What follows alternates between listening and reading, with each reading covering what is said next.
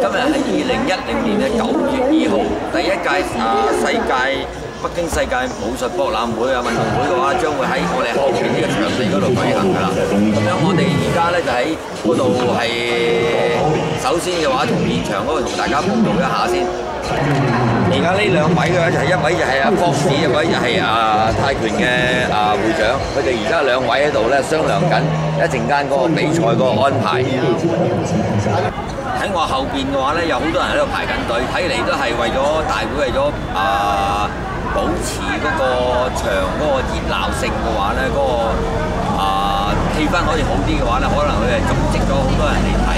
但係琴日嚟講第一日31號嚟講，第二日嚟講嘅話咧，我就見到佢哋嗰個門票咧係售罄嘅，但係到底係咪真係咁多人咧，我就真係唔清楚啦。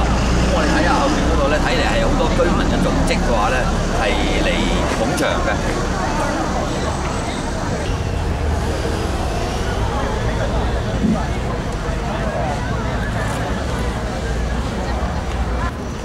佢哋係要開步走嘅，咁啊變咗係睇嚟都係一係警察，一係軍隊咯。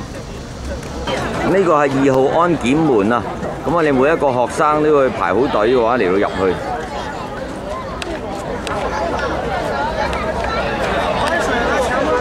可能為佢哋中國隊打氣啊！咁啊今日入到決賽嘅話，只有1名中國嘅運動員係91 kg嘅入去。佢哋泰拳嘅項目嘅話呢，係賣30、50、70 3種價格。咁呢度就係售票嘅地點。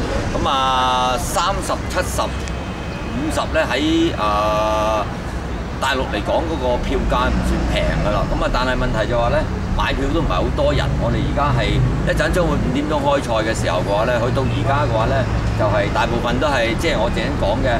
好多咧學生票或者係一啲叫做部隊咁樣嘅話嚟捧場，或者捧翻中國隊場嘅觀眾比較多啲。真正買飛入場嘅話咧，我諗都唔會好多。咁亦都係簡單啲講句嘅話咧，喺大陸嚟講搞所有嘅運動會嘅話咧，都會係安檢啦。對於我哋嚟講係好麻煩咯，安檢嚟講係非常嚴格。假如係冇呢一張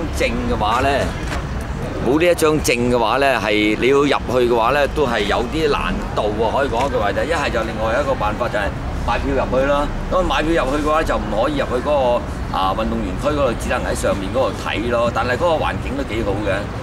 呢一度咧就係安檢嘅後邊啊。咁佢差唔多每一個閘門都嗰個叫咩金屬探測器嘅都會有2個工作人員喺後邊嗰度檢查佢嘅。嘢到底係唔係合乎入場嘅規格？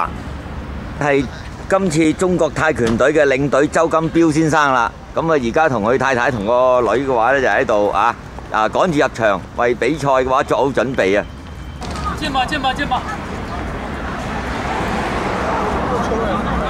而家開始嘅話咧，後面啲觀眾嘅話咧都魚貫入場嘅話，希望今日中國隊能夠有一個好嘅表現，攞下金牌。